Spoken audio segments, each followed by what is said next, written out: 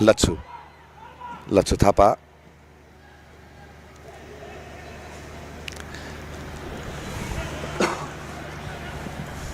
throw in Laligurans एसोसिएसनको लागि vision यमबहादुर Shrestha Lachhu राम्रो ड्रिभलिङ लच्छुको यो अटेम्प्ट र डिनाइ गरेका छन् र क्रसबारमा पनि लाग्न पुगेको छ यस पटक भने रहेका छन् त्यहाँ हाउले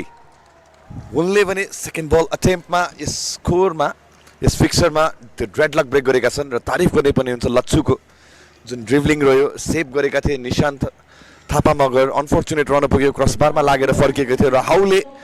राइट टाइम राइट पोजिसनमा उनी रहेका थिए यहाँ हेर्न सक्छौँ सेकेन्ड बल अटेम्प्टमा चुक्न पुगेन हाउले आफ्नो टिमको यस स्कोरिङ कन्ट्रिब्युसनमा साथ दिँदै र फर्च्युनले साथ दियो यसपटक भने लालीगुराँस एसोसिएसन क्लबको लागि रहेको खेल र त्यहाँ बाजी मारेको छ लालीगुराँसको साइडले हामीले बारम्बार भनिरहेको थियौँ केही प्यासिभ देखिएको थियो त्यो बिल्डअप प्लेमा लच्छु थापाको त्यो रनलाई नै अवेट गरेको चाहिँ फिल भइरहेको थियो तर त्यसै रन बाजी मारेको छ टिमले र समीरको त्यो जुन चान्स रहेको थियो मिस रहन पुगेको थियो फोडेको लागि पनि मौका बनेको थियो पहिलो हाफमा सातोबाटो युथ क्लब अब पनि केही प्रेसरमा रहन सक्छ करिब करिब 10 मिनटको समय प्लस एडेड टाइम रहनेछ पहिलो हाफको अन्त्यको लागि फोडे फफाना स्क्रिनमा हेर्न सक्छौँ सुपिरियर रहेको टिम यो राम्रो टर्न लच्छुको पुनः एकपटक इन्भल्भमेन्ट रहन सक्छ Lachhu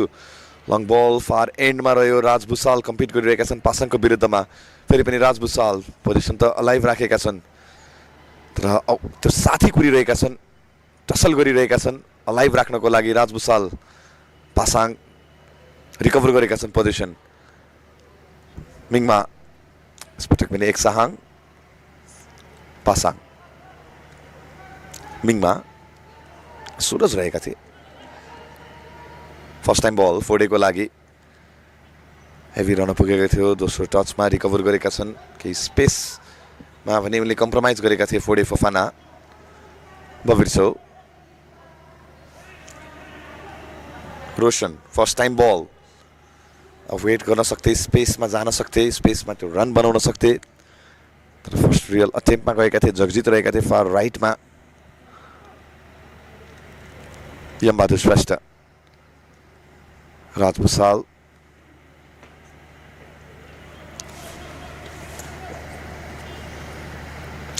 Iskander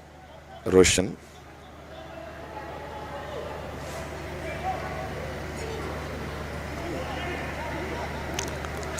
Ram Thapa Lachhu brothers in play लालीगुराँसको लागि मुकुन्द यो राम्रो स्टिल ब्याक तर कुलदीपको सोचे अनुरूपको डेलिभरी रहन सकेन हाउले पुनः एकपटक र गोल गर्नेछन् फेरि पनि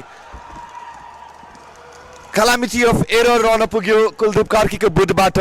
सोचे अनुरूपको पास रहेन त्यसमै क्यापिटलाइज गरेको छ लालीगुराँसको टिमले र back to back couple of मिनटको प्लेमै राम थापाको यो डेलिभरी रह्यो र त्यहाँ चुक्न पुगेनन् सेकेन्ड बारको अप्रोच बाजी मारेको छ र फेरि पनि फर्च्युन हेर्न सक्छौँ मेबी बारमा लाग्न पुगेको थियो त्यो डिरेक्सन उनले सेकेन्ड बारकै रुचाएका थिए कुनै चान्स रहेन निशानको लागि फर्च्युनेट बन्दै टिम र क्यास इन गरिरहेको छ पाएको चान्सेसमा मौका गुमाएको छैन लालीगुराँसको साइडले र 34औं मिनट र 37औं मिनटमै गोल गरेको छ र यो हेर्न सक्छौँ सब्स्टिट्युसनको लागि गइसकेको छ समीरको स्थानमा जर्सी नम्बर 29 का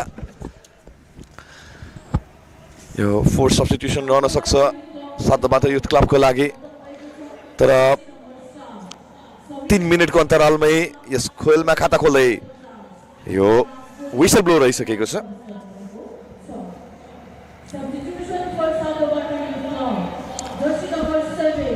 समीरको स्थानमा आउनेछन् सुभाष गोले फेरि पनि जुन गोल रह्यो दोस्रो गोल कुलदीप कार्कीले पोजिसन स्टिल ब्याक गरेका थिए त्यसपछि जुन पास सेटअपमा गएका थिए रामलाई